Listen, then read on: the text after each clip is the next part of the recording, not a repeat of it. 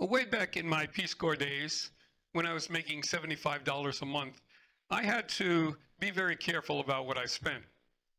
So every night, I would go out and eat at a night market because it was really cheap. And the market I usually went to was on the Loy-Craw Road. And that's the road that most people today think of as the Night Bazaar Road. Well, the Night Bazaar hadn't been invented yet. In its place stood an open area where the push carts would come in the evening, and in the vernacular of today, they would serve street food. We didn't call it street food back then, we just called it food. And I could get a good meal, a dinner, for about 10 baht. So just about every night, that's where I went and had my dinner. It didn't serve me very well, as some of you may know. I was sick stomach-wise for almost a year, and probably it was eating street food.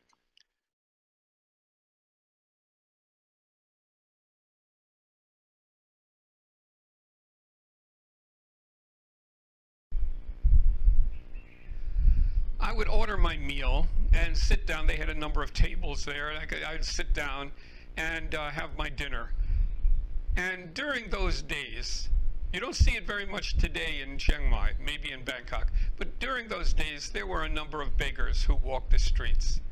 And since it was a small town, we knew just about all the beggars.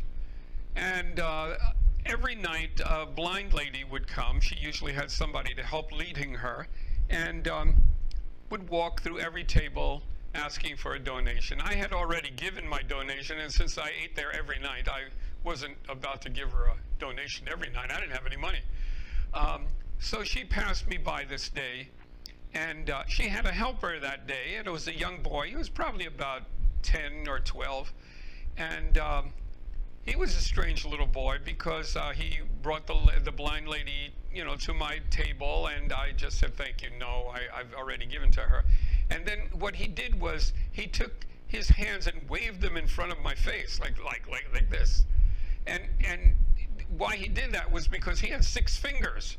So I guess I was supposed to be impressed by the 6 fingers and give him a little donation. But like I said, I was strapped for food. Strapped for money. I was eating food, but I was strapped for money. And I let him go by, and they went on to the next table, as they did every night.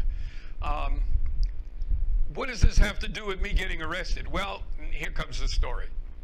I finished up my meal, and I hopped on my motorcycle, and I went down Loy-Craw Road.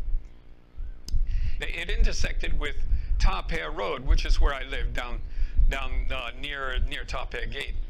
As I approached the intersection, I noticed a very beautiful lady standing waiting to cross. And of course, in my 50 years of memory, she has turned into one of the most beautiful women in the world. But back then, she was a pretty lady. And as I stared at her, I started to fantasize just a bit. And I rode right through the intersection without stopping or slowing down or thinking, and just staring at her. Well, I was unlucky enough to have a motorcycle cop just kind of waiting at that intersection for some reason, not for any reason to catch people, but I think he was just parked there. But then he saw me come right through the intersection without stopping. And so he got on his motorcycle and cut me off and stopped me. I'd never been stopped by a policeman before. So he got off his motorcycle and came to me, and he said, let me see your license. I didn't have a license. I had never gotten around to it. So what I did was I showed him my Peace Corps ID, which had something written in Thai saying that I was a volunteer and I was allowed to be here.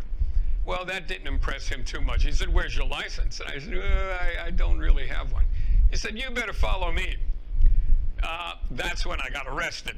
So I followed him to the police station near the Bing River, down near the big market. And I got off my motorcycle. He said, okay, come on upstairs. You got to follow me upstairs. And so I went up the stairs. There was an old, in fact, the building is still there. It's an old wooden building. It's one of those Thai teak buildings, and I had to go up to the second floor. He said, "There's a bench here. Sit down on the bench." Oh, I was in trouble. I thought this was the end of my Peace Corps experience. I was getting kicked out of the country, all because I kind of looked at a very beautiful lady on the street. Advice: if you see a really pretty lady on the corner, glance quickly. Don't fantasize. Follow the traffic rules, okay? I didn't, and that's why I was sitting on the bench in the Thing River police station. So I was there for about an hour, just sitting there, you know, fantasizing about what it would be like to fly back to New York and what I was going to do and whether I was going to sleep on the street or not. When I heard a commotion downstairs, there was big bang, bang, you know, there's like a big fight or something going on. And up the stairs came about a half dozen police, each one leading a young man. It looked like a street gang. And the reason I thought it was a street gang is because after they got the boys and made them sit on the floor, they took all the confiscated equipment that they had been using. And these were chains and sticks with nails in them, and things that weren't very kosher. So I thought these guys were in more trouble than me, but I was still in trouble because I was arrested. I was sitting on that bench. And it looks like during those days, they may still happen now, but those days, those boys would be taken into interrogation and interrogated, you know, like Mission Impossible type interrogations. So I was kind of feeling sorry for them as I was feeling sorry for myself at the same time. Well, out stepped the captain. And you could tell he's the captain because everybody kind of looked at him and bowed their heads, including me, by the way. And he looked at me, and then he looked at the boys, and he talked to the other policemen around and said, "Okay, get them into the rooms, bring them into the rooms." And the boys were terrified because they knew what was going to happen.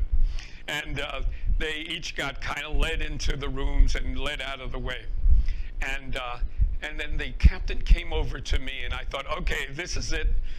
This is the coup de grace. I'm out of here, right? And he looked at me and said, "You go home." He didn't want me to be around to see what was going on. So I said, "Thank you, sir." I got up, ran down the stairs, got on my motorcycle, and very carefully rode my motorcycle home. So that's a story of when I got arrested in Thailand.